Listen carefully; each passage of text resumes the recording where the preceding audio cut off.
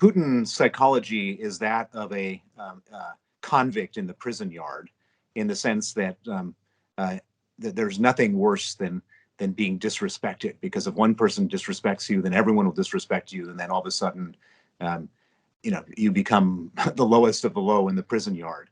And Zelensky has been disrespecting him in the most obvious way, and getting away with it. He's disrespecting him. He's attacking Russian soldiers in the most vicious ways, and this is really a very bad thing for Putin, because not only has he not succeeded in this invasion, but he's made to be looking weak, stupid, and not the most powerful man that he wants the world to think he is.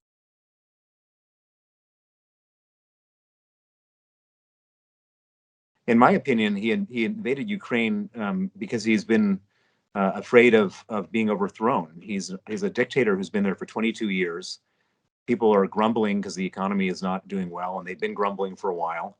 He uses wars as a way of distracting people from their anger against him towards a foreign enemy. And the war in Georgia, the war in eastern Ukraine, Crimea, were all wars where he elevated his importance and his approval, and that's what he seems to be doing right now.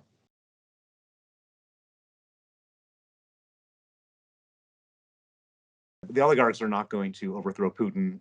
Putin can kill any of them. He can squash them out with a flick of his pinky. What will make this war end is when Putin runs out of money and there's no more money. That's what ended the Cold War, was when the Soviet Union ran out of money. And I think that's the same. That should be the objective of the Western alliance right now.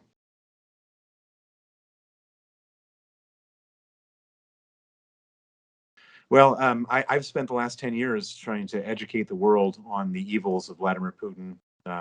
I've been in front of Congress, US Congress, UK Parliament, European Parliament, the Portuguese Parliament, the Spanish Parliament, the German Parliament, Canadian Parliament. I've written books, I've made documentaries, I've done everything to try to educate the world. And I think that I have educated the world. In response to my work, there are now 34 countries that have Magnitsky Acts, which is a legislation named after my lawyer, Sergei Magnitsky, which freezes the assets of corrupt Russian officials and human rights violators.